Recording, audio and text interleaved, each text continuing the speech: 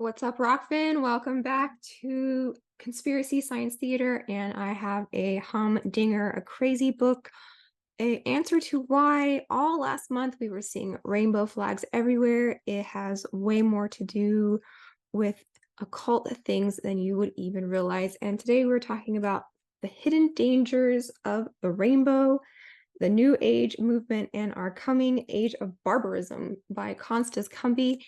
And this book is going to blow your mind. All of you crunchy crystals, all of you New Agers, all of people who just want world peace. Well, this book is going to explain how all of these rainbow flags that we're seeing everywhere is the coming age of, I don't know, Antichrist, maybe? It's going to get crazy. So, this book was written in 1983, so it's got a lot of prophetical things in it, things that came true. I love going back to books of your older books, 20, 30, 40 years old to see what they got right, and a lot of times they're right on point, and this is one of them. So rainbow, rainbow, rainbow, it is not a symbol of love. It is not even really a symbol of gay pride. At its core, it was, the covenant between God and Noah, first of all, and it has been co-opted and it's going to be used as a new kind of covenant for the new age. So this author, she is so good at detailing all of the parallels between this movement and Nazism, and we're going to get into that. So all of you New Agers are literally Hitler. She starts off talking about a campaign in 1982. So there was a campaign that was a $500,000 ad launched for the second coming of Christ in the form of a New Age Messiah called Maitreya, who is going to solve all the political, economic, and the spiritual crisis of mankind. And it's always, these problem, reaction, solution type things. I mean, they create the crisis and then they usher in the answers. So, according to them, humanity's evolution has thus far been guided by a group of enlightened men called the Masters of Wisdom. So these are not ghosts, godmen, ascended masters that are just up there floating in the Himalayas and Nepal and Tibet and secret mountain places in Kashmir or wherever they think that they are. So there's these guys up there floating, and they live in these remote mystical places, and they work through disciples, and there is a spiritual hierarchy who will bring what they are calling Christ or the Jewish Messiah, fifth Buddha, Islam's Imam Mahdi, I hadn't heard that one before, and Krishna, and all of these were going to be wrapped up in a ball called Lord Maitreya. And of course, this is going to bring world peace, right? It's always world peace, and it's always on the brink of World War III. So that's where we have been teetering for a long, long time, ever since World War II ended, I guess. So these ads were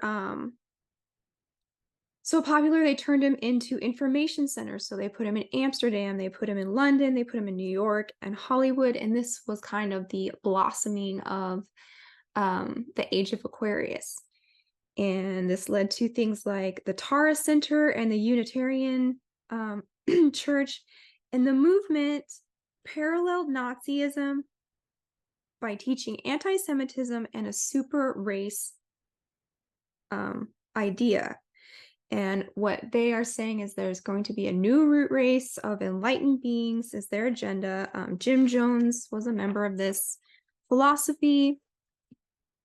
This movement gives Lucifer the status of divinity and plans mass planetary Luciferic initiations. So the Lucius Trust and the Lucifer Trust was, I guess, they were created to disseminate the works of Alice Bailey, and they ran ads in Reader's Digest, and They are giving the solutions to the world's problems, which include, get this, their solutions, surprise, surprise, a universal credit system. This is in 1983. A world food authority, a universal tax, a universal draft. I mean, for what though? If we have world peace, why do we need a military that drafts people? But I guess maybe for aliens, I don't know why. Obviously they want to obliterate Christianity. So this is on the top of the list for all of these. They did include the Club of Rome, which we talked about in the very first episode called Who Are They? So Club of Rome is a New Age organization, and the Global Food Redistribution Program. So then there was this book called The Aquarian Conspiracy that this author references a lot. And basically that book is kind of pro New Age, and the conspiracy is open, and it's like, yeah, we are doing this and this is happening. And, we're openly conspiring to bring about these new messiahs. So they boast about infiltration in every town, institution, and every level of society, even up to the cabinet level of the United States government. So this New Age crunchy crystal agenda goes all the way to the top. They think that Jesus is the light of the world now, but then a master soul, a master soul will come to perfect man. So the final boss of apotheosis has not yet come.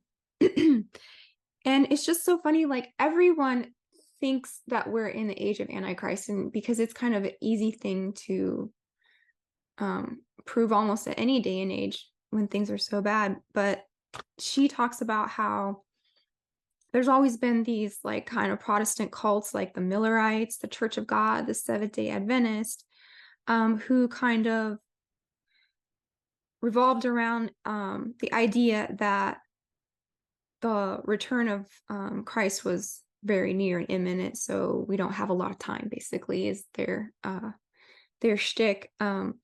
So, and then it's just funny, like all of these antichrist, like even there's a subreddit, Trump is Antichrist, what's it called? Trump Antichrist 666 or something like that. Like they can make anybody into an Antichrist if you have enough information about them. But then there's some people who think that, chat TPG, what is that called? Chat GPT is the AI Antichrist. So we live in an age of many, many Antichrists right now. Their New Age universal proclamation is that man creates God in his image. So this all started back in 1875 with the Theosophical Society of Madame Blavatsky. And one of her basic teachings was that all world religions have common truths. And we just, pick out all of the common truths and make a new amalgam religion. But along with this, they have to believe in evolution, because their existence of their masters are highly evolved men, the floaty guys in the mountains, right? They just like float up there in ohm and in like sit crisscross applesauce, and I don't know, like send out their cosmic rays to their initiates, and then we get the UN. So Madame Blavatsky, yeah, she said she was in telepathic communication with the hidden masters. Thomas Edison joined in 1878. I don't know if you're Team Edison or Team Tesla. That's an interesting feud going on with the electrical free energy bros. Who else is a member of this? Oh, General Abner Doubleday, founder of baseball. That was interesting. So all these people, their number one goal is to eliminate Orthodox Christianity. And she even calls it that in this book a lot, Orthodox Christianity particularly. So according to them, every religion is good except monotheistic religion. And we'll talk about why and how in a second when we talk about Atlantis. So these leaders of the Theosophical Society had to move to India in 1875 because why? The floaty guys told them to. And it's not just floaty guys that they're listening to. When we talk about Feinhorn, we're going to figure out these guys are literally talking to vegetables and taking orders from plants. So back to the Theosophical Society, 1875. They moved to India because the spirits said so. And the spirits also told them that they need to keep this teaching secret until 1975 when the age of Aquarius begins. So they begin to communicate by secret signs and code words and symbols. And the author gives a really good list of these in the very back appendix. Okay, so symbols that they use for identification are both mystical and hypnotic. So the first one is the rainbow. And the rainbow to them is also called the Antakarna or rainbow bridge. This is a hypnotic device. They call it the International Sign of Peace. They claim they are building a rainbow bridge between the personality, you, and the oversoul or great universal mind.